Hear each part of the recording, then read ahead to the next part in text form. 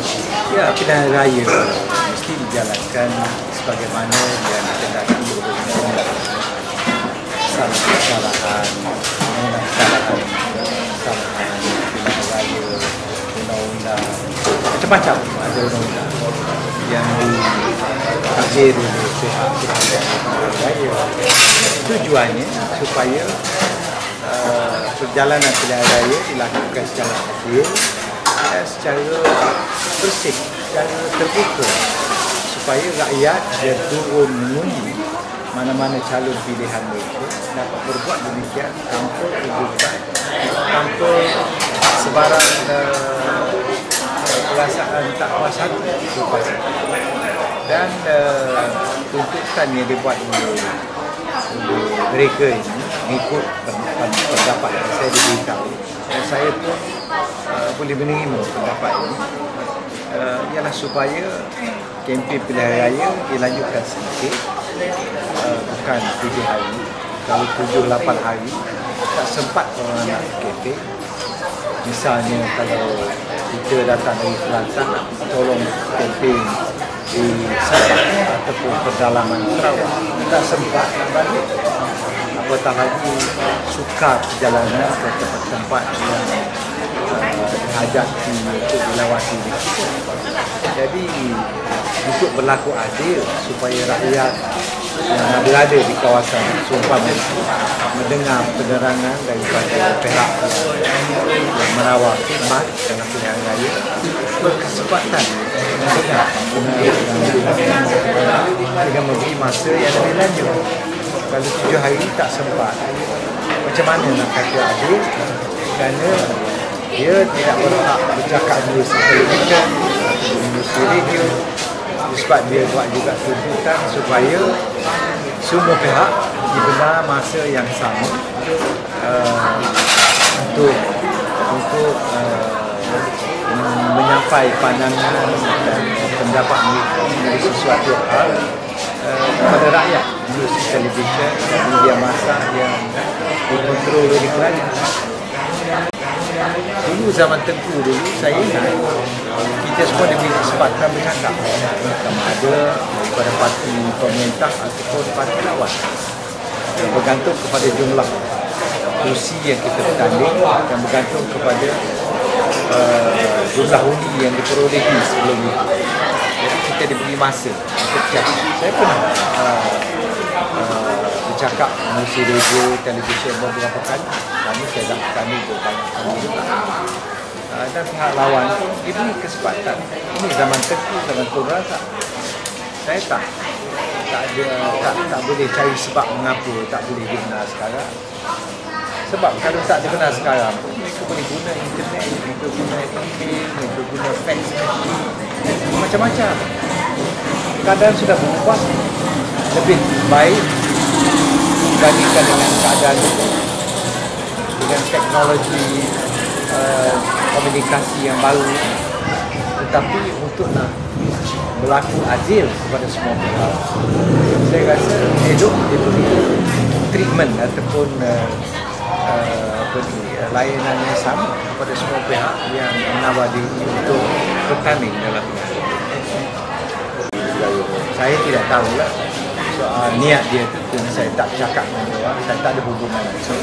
Tetapi sebagai seorang Demokrat yang melihat kepada keadaan ini, dan UMNO sendiri pun menjanjikan supaya demokrasi dipertahankan dalam negara kita, wajar kita timbang semua tuntutan yang dia buat. Bukan seolah-olah dia merampas kuasa, dia nak masuk tanding juga, itu pulang kepada rakyat memilih. Kalau rakyat nak pilih dia, apakan daya. Ini sebenarnya hak rakyat menerusi demokrasi, tetapi peluang untuk mereka menemui rakyat, memberi penerangan kepada rakyat, mestilah diberi agak sama seperti yang diberi juga kepada pihak pemerintah. Saya rasa sekarang ini kita dah bercakap nak memajukan negara, jadikan negara kita sebuah negara yang develop, yang sudah maju. Tak sesuai lagi. macam mana kita nak kata negeri kita develop tapi otak kita tak develop. Nak kongkong sana, nak kongkong sini tak boleh. Itu bertentangan dengan hak asasi manusia. Dan dalam perlembagaan kita sudah pun kita janji kebebasan diberi kepada rakyat sesudah kita merdeka. Tetapi barangkali dulu keadaan tidak mengizinkan kerana ancaman komunis dan sebagainya. Sekarang keadaan baik. Jadi kalaulah keadaan itu dah baik, kenapa tak boleh beri kebebasan? Ini hak rakyat, bukan hak kerajaan. Saya tidak memihak siapa. Baca balik perlembagaan negara kita. Jadi orang muda sekarang tak puas hati. Kenapa yang kita tak beri pemuda ni peluang, atau orang baru ni peluang untuk mengguna hak itu dan mengambil bahagian secara yang dijamin oleh perlembagaan. Saya rasa tak ada masalah. Kita kerajaan yang mengakui akan jalankan pemerintahan secara demokrasi dan tidak akan melakukan penyelewengan sebagai rasuah ke dalam pilihan raya. Kenapa kita takut? Kalau kita benar-benar jujur, dan saya percaya pimpinan kita jujur, okey, kita hadapilah. Ya, orang boleh besar, tetapi dalam negara kita ada perlembagaan, ada orang tak boleh nak desak di tepi jalan itu saja. Kalau perlu ada undian, mesti dibuat dalam persidangan parlimen. Sekiranya pemimpin dijatuhkan mengisi pengundian di parlimen mengikut peraturan dan undang-undang, maka bolehlah dilakukan. Tapi nak cakap di jalan, ini tak laku. Saya tak boleh nak beri pendapat dari sini kerana saya tidak menguasai maklumat ataupun tak pernah melakukan survey untuk mendapat pandangan yang jelas daripada rakyat. Tetapi jelas sekali kalau kita lihat kepada tulisan-tulisan dalam blog, melalui internet dan sebagainya, dan himpunan walaupun tulis kata 5-6,000 di Kuala Lumpur, jelas sekali mereka mempunyai pendapat yang berlainan daripada kerajaan.